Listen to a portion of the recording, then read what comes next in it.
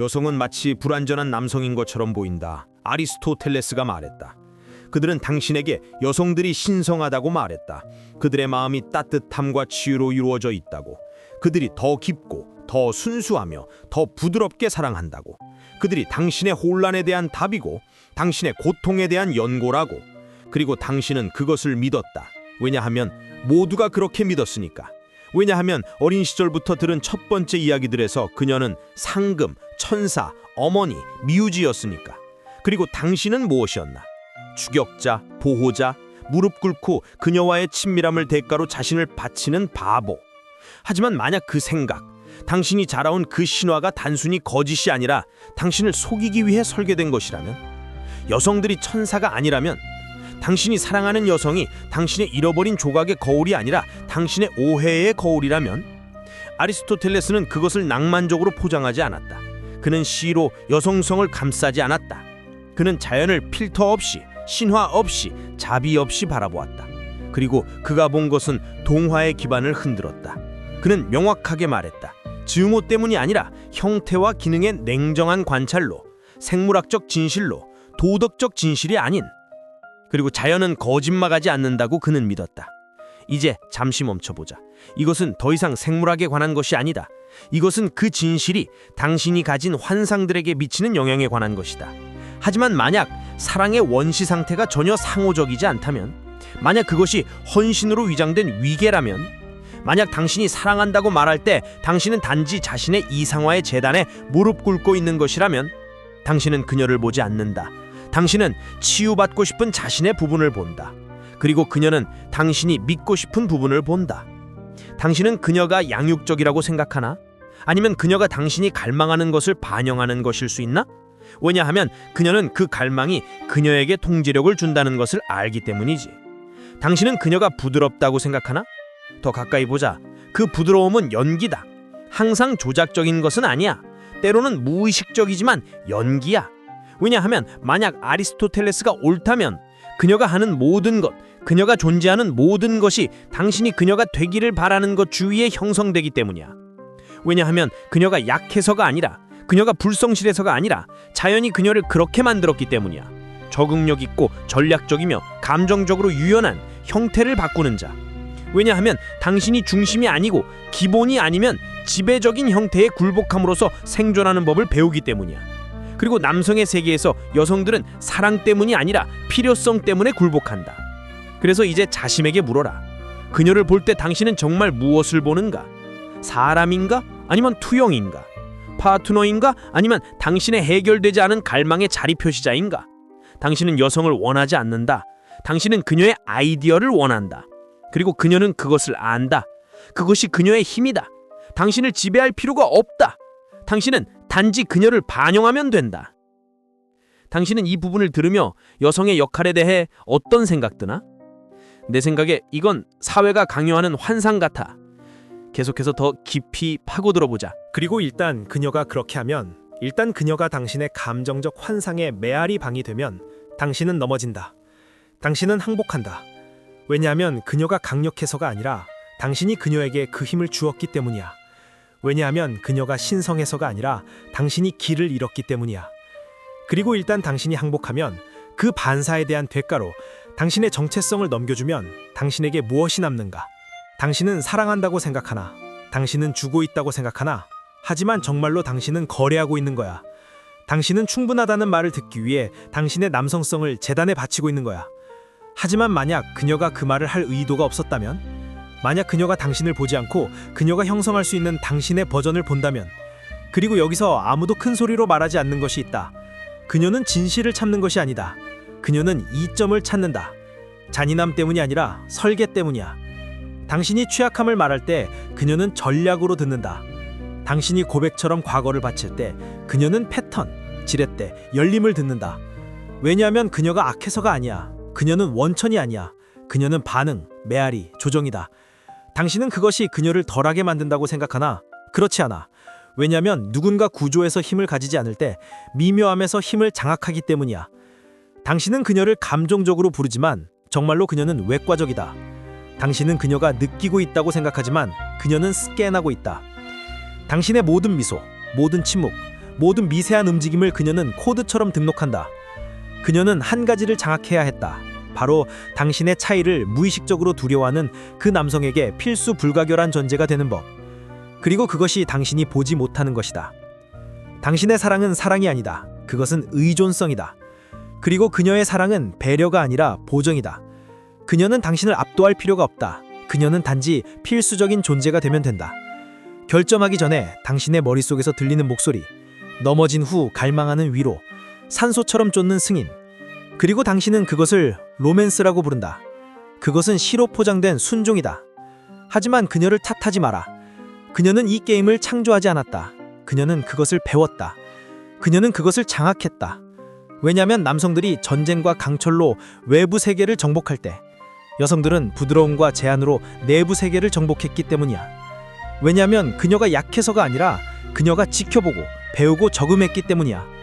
그녀는 당신의 몸을 지배하려 하지 않는다. 그녀는 당신의 마음을 점령하려 한다. 그리고 그녀는 한다. 그녀는 당신의 갈망에 산다. 그녀는 당신의 죄책감에 산다. 그녀는 당신이 원해지는 필요에 산다. 그것은 사랑이 아니다. 그것은 화학이라고 부르는 세련된 통제. 그렇게 보이지 않게 해서 운명이라고 부른다. 하지만 운명은 당신의 결점을 추적하지 않는다. 그녀는 한다. 그녀는 당신을 작게 느끼게 하는 것을 기억한다. 당신이 불확실할 때 어떻게 말하는지 기억한다. 당신은 여기서 그녀의 전략이라고 상상할 수 있나? 솔직히 이건 관계에서 자주 일어나는 것 같아. 더 들어보자. 이게 어떻게 이어지는지. 그녀는 당신의 리듬, 당신의 볼륨, 당신의 어휘를 배운다.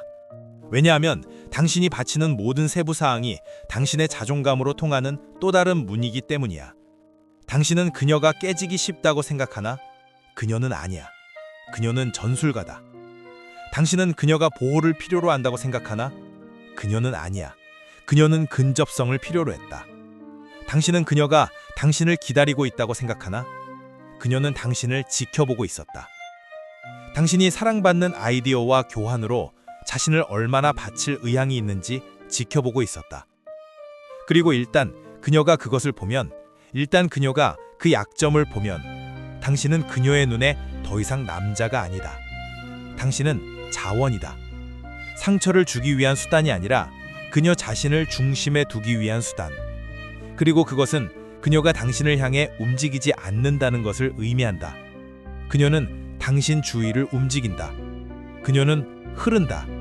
그녀는 적응한다. 그녀는 힘을 요구하지 않는다.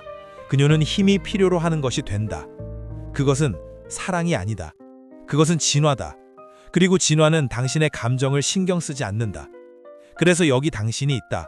부드러움을 숭배하며 전략 앞에 무릎 꿇고 여전히 왜 그렇게 공허한지 궁금해한다. 왜 주고 주는데 여전히 보이지 않는다고 느끼는지. 왜냐하면 당신은 여성을 사랑하는 것이 아니야. 당신이 그녀에 대해 쓴 이야기를 사랑하는 거야. 그리고 비극은 그녀가 그것을 안다는 거야. 그녀는 그것을 안다. 그리고 그녀는 그것을 연기한다. 왜냐하면 그 이야기가 진실보다 그녀에게 더 많은 이익을 주기 때문이야. 왜 그녀가 대치 없이 영향력을 주는 환상을 바로잡아야 하나? 왜 그녀가 보이지 않게 통치할 수 있게 해주는 당신이 세운 받침대를 해체해야 하나? 당신은 그녀를 미스터리라고 부른다. 당신은 그녀를 여성적이라고 부른다. 당신은 그녀를 이해하기 어렵다고 말한다. 하지만 거기에는 미스터리한 것이 없다. 당신은 단지 위로 뒤에 숨어있는 명확성을 보고 싶지 않을 뿐이야. 그녀는 숨기지 않는다. 당신이 단지 보기를 거부할 뿐이야. 왜냐하면 당신이 그녀의 친절이 계산일 수 있음을 인정하는 순간, 그녀의 부드러움이 도구일 수 있음을, 그녀의 애정이 당신의 가치가 아니라 그녀의 의지의 거울일 수 있음을 인정하면 당신은 또 다른 것을 인정해야 하기 때문이야. 그녀가 반영하는 당신의 버전은 당신이 사랑보다 더 필요로 했던 거짓말이다. 그녀는 말로 당신을 속일 필요가 없다. 당신은 이미 의미로 자신을 속였다. 그녀는 단순히 당신이 그녀에게 부여한 역할을 적응한다. 그리고 그녀가 더 이상 당신을 필요로 하지 않을 때, 유용성이 끝날 때 역할이 끝난다. 그리고 당신은 그녀가 변했다고 말한다. 그녀가 사랑을 멈췄다고, 그녀가 차가워졌다고. 하지만 어쩌면 그녀는 변하지 않았을 수 있어. 어쩌면 그녀는 단지 연기를 멈췄을 뿐일 수 있어. 어쩌면 그녀는 단지 당신을 감정적으로 순종하게 유지하던 자신 버전을 먹이는 것을 멈췄을 뿐일 수 있어. 그리고 여기 당신이 혼란스럽고 깨진 상태로 있다. 왜냐하면 그녀가 떠났기 때문이 아니라 당신의 반사가 그녀와 함께 떠났기 때문이야. 당신은 사랑을 잃은 것이 아니다. 당신은 그녀의 승인을 통해 존재하던 자신 부분을 잃은 거야. 이제 당신은 공허하다. 왜냐하면 당신은 처음부터 온전하지 않았기 때문이야. 당신은 여성의 관심으로 꿰매어진 남자였다. 그리고 그녀가 떠나자 당신의 정체성이 무너졌다. 아리스토텔레스는 여성들을 공격하려 한 것이 아니다. 그는 나연을 묘사한 거야. 하지만 당신은 그런 명확성을 견딜 수 없다. 당신은 대치보다 유혹받는 것을 선호한다. 당신은 실제보다 필요로 하는 것을 선호한다. 당신은 진실을 통해 보이는 것보다 환상을 통해 사랑받는 것을 선호한다. 당신은 이 환상의 붕괴를 어떻게 느끼나? 내겐 이 부분이 가장 충격적이었어. 이제 다음으로 넘어가 깨달음이 다가오고 있어. 하지만 그녀는 본다. 그녀는 항상 보았다. 그녀는 당신이 그녀를 완벽하게 필요로 하는 정도를 보았다. 당신이 충분하다고 느끼기 위해 얼마나 절박하게 원하는지. 그리고 그녀는 그것을 이용했다. 악의적으로가 아니라 본능적으로. 왜냐하면 당신이 아리스토텔레스가 말할 불완전한 남성일 때, 당신의 형태가 창조가 아니라 반응일 때, 당신의 강점은 인식의 장악이 된다. 당신은 주의를 조작하는 법을 배워야 한다. 감정을 유발하는 법을, 그의 취약함을 통해 자신을 중심에 두는 법을. 그리고 당신이 그것을 잘하면 그는 알아차리지 않을 거야. 그는 그것을 운명이라고 부를 거야. 그는 그것을 마법이라고 부를 거야. 그는 그것을 사랑이라고 부를 거야. 하지만 그것은 마법이 아니다. 그것은 측정이다. 그녀는 미스터리하지 않다. 그녀는 세심하다. 모든 일시정지, 모든 눈물, 모든 제스처. 그것은 무작위가 아니다. 그것은 고의적이다. 그녀는 감정적으로 길을 잃은 것이 아니라 그녀는 감정적으로 문맹이 아니다. 그녀는 당신의 마음의 문법을 당신보다 잘한다. 그리고 그녀는 당신을 조용히, 전략적으로 편집한다. 당신이 자신의 대본을 잊어버린 채 그녀의 대본을 말할 때까지. 그리고 이것이 남성들이 깨지는 곳이다. 이것이 환상이 견딜 수 없게 되는 곳이다. 왜냐하면 어느 시점에서 균열이 보이기 시작하기 때문이야. 받침대가 흔들리기 시작한다. 당신은 그녀가 당신을 존경하지 않고 관리한다는 것을 알아차리기 시작한다. 그녀가 당신을 들어 올리지 않고 재배치한다는 것을. 그리고 당신이 저항할 때, 당신이 되찾을 때, 당신이 아니라고 말할 때 그녀는 물러난다. 왜냐하면 그녀가 상처받아서가 아니라 통제가 미끄러졌기 때문이야. 그리고 통제 없이 지렛대가 없다. 그리고 지렛대 없이 친밀함이 없다. 왜냐하면 그녀의 세계에서 친밀함은 연결이 아니야. 그것은 안무다. 그리고 당신은 그녀의 리듬에 춤추고 있었다. 음악이 그녀의 것인지조차 모르는 채. 당신은 사랑처럼 느껴졌기 때문에 춤췄다. 왜냐하면 그것이 친숙하게 느껴졌기 때문이야. 왜냐하면 그녀의 은혜의 신화가 피부주의의 비단처럼 당신의 고독을 감쌌기 때문이야. 하지만 그것은 은혜가 아니었다. 그것은 중력이었다. 당신은 사랑에 빠진 것이 아니다. 당신은 그녀의 기분주의에, 그녀의 필요주의에, 그녀의 침묵주의에, 그녀의 반응주의에 궤도에 빠졌다. 그리고 당신은 그것을 친밀함이라고 생각했다.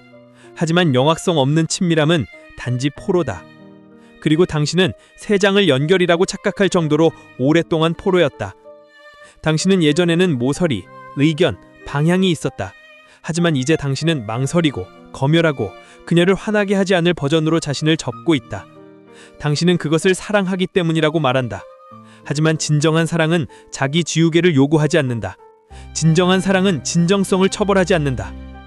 그리고 만약 그녀의 애정의 비용이 당신의 목소리, 당신의 의지, 당신의 척추라면 당신이 가진 것은 관계가 아니다. 그것은 순종을 위한 리허설이다. 그리고 여전히 당신은 그녀를 변호한다. 여전히 당신은 그녀가 단지 오해받았다고, 그녀가 복잡하다고, 그녀가 상처받았다고 자신에게 말한다. 하지만 어쩌면 진짜 진실, 당신의 합리화 아래서 조용히 타오르는 것은 그녀가 전혀 혼란스럽지 않다는 거야. 그녀는 명확하다. 수정처럼 명확하다. 그녀는 자신이 무엇을 하는지 안다.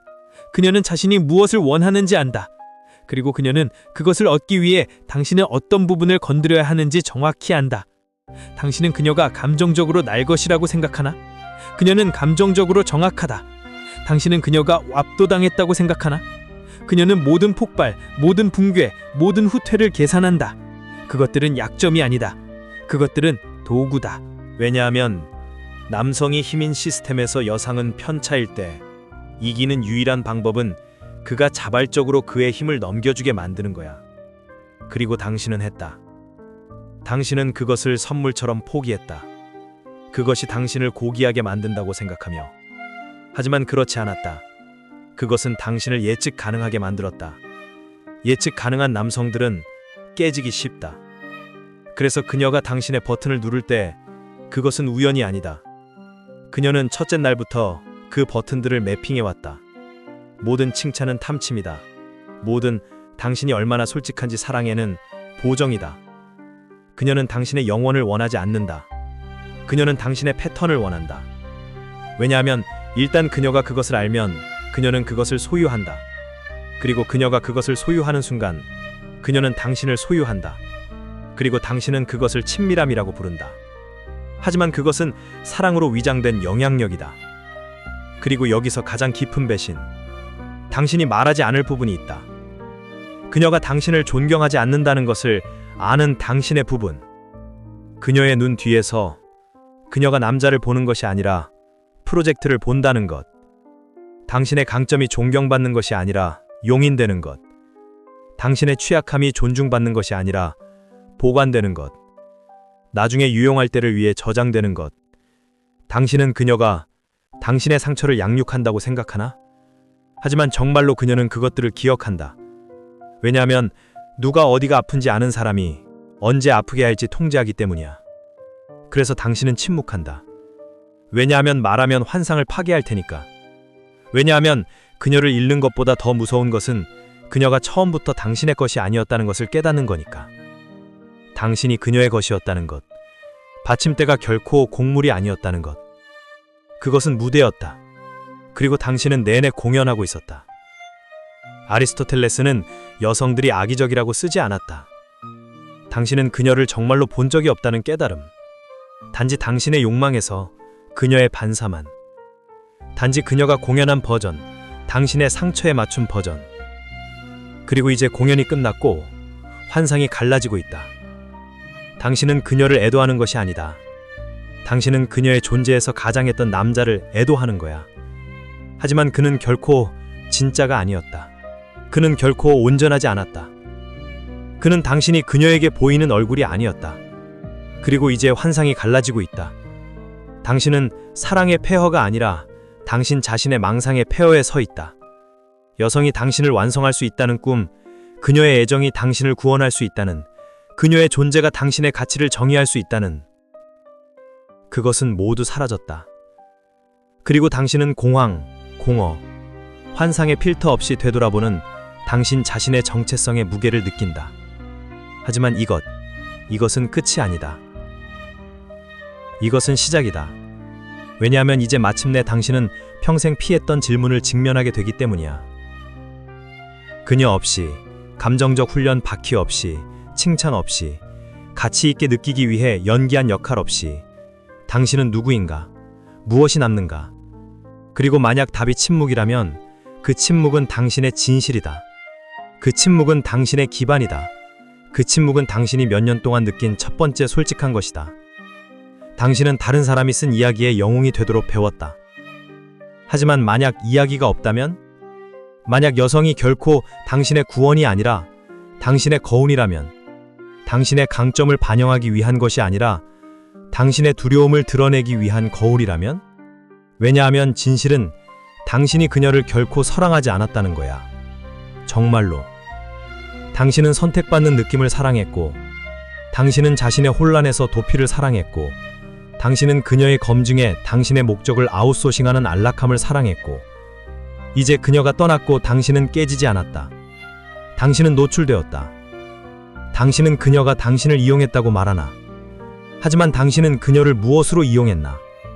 이 배신의 깊이를 느껴보자. 당신의 관계에서 이런 패턴이 있었나? 솔직히 이건 깨달음의 시작이야. 당신은 그녀를 당신의 의미로 만들었다. 당신은 그녀를 당신의 도덕으로 만들었다. 당신은 그녀를 당신의 감정적 산소로 만들었다. 당신은 파트너십을 원하지 않았다. 당신은 허가를 원했다. 가치 있게 느끼기 위한 허가, 필요로 하는 느낌을 위한 허가, 상심보다 더 당신을 두려워하게 만드는 내적 작업을 피하기 위한 허가. 하지만 그녀는 당신의 구원자가 되기로 서명하지 않았다. 그녀는 단순히 당신이 그녀에게 부여한 역할을 걸어들어가 잘 연기했다. 그리고 이제 아리스토텔레스의 말이 그 어느 때보다 크게 울린다. 여성들은 괴물이 아니야, 성인이 아니야, 여신이 아니야. 단지 생물학과 생존으로 왜곡된 거울일 뿐. 깨진 것이 아니라 다르게 만들어진, 지도하기 위해 설계된 것이 아니라 적응하기 위해. 그리고 당신이 그것을 보기를 거부할 때, 당신이 그녀의 자연을 무시할 때, 당신은 그녀의 파트너가 아니라 그녀의 희생자가 된다. 하지만 여기 힘의 순간이 있다. 각성의 순간. 당신이 여성들을 해결책으로 보는 것을 멈출 때, 당신은 자신을 해결책으로 보는 것을 시작한다. 당신이 반사를 쫓는 것을 멈출 때, 당신은 현실을 건설하기 시작한다. 그리고 자신을 건설하는 남자는 더 이상 그녀의 시선의 부재를 두려워하지 않는다. 그는 그녀가 보류할 때 무너지지 않는다. 그는 그녀가 물러날 때 넘어지지 않는다. 왜냐하면 그는 더 이상 공연하지 않기 때문이야. 그는 존재한다. 그는 주권자다. 그리고 그녀는 그것을 느낄 수 있다. 그리고 그녀는 그것을 테스트할 거야. 왜냐하면 당신이 궤도를 멈추는 순간 중력이 바뀌기 때문이야. 역할이 역전된다. 신화가 죽는다. 그리고 그 자리에 무언가 원시적인 것이 시작된다. 로맨스가 아니야. 열정이 아니야. 하지만 진실. 그녀는 그것을 좋아하지 않을 수 있어. 그녀는 떠날 수 있어. 그녀는 당신을 한때 무릎 꿇던 남자로 재구성하려 할 수 있어. 하지만 만약 당신이 확고하게 서고 당신은 중심을 유지하면 무언가 변한다. 당신은 더 이상 그녀가 순수해야 할 필요가 없다. 당신은 더 이상 그녀가 부드러워야 할 필요가 없다. 당신은 더 이상 그녀가 실제적인 것 외에 아무것도 필요하지 않다. 그리고 그 공간에서 환상이 제거된 상태에서 무언가 급진적인 것이 가능하다. 통제 없는 연결, 지렛대 없는 사랑, 의존성 없는 친밀함. 하지만 당신이 신화를 태우는 것을 기꺼이 할 때만 가능하다. 그래서 그것을 태워라. 환상을 무너뜨려라. 받침대를 갈라지게 하라. 거짓 이야기들을 그들 자신의 감상성에 익사하게 하라. 그리고 홀로 서라. 솔직하게, 편집되지 않게. 여성을 구원자나 악당으로 보지 말고 자연의 차이의 반사로 봐라. 덜하지 않고 더 크지 않고 단지 다를 뿐. 왜냐하면 당신이 그녀를 완성하기 위해 더 이상 필요로 하지 않을 때만 당신은 그녀를 진정으로 만날 수 있게 될 거야. 이 마지막 부분에서 자유를 느꼈나? 내 생각에 이건 진짜 각성의 메시지야. 이 비디오가 당신의 시각을 바꿨다면 댓글로 공유해.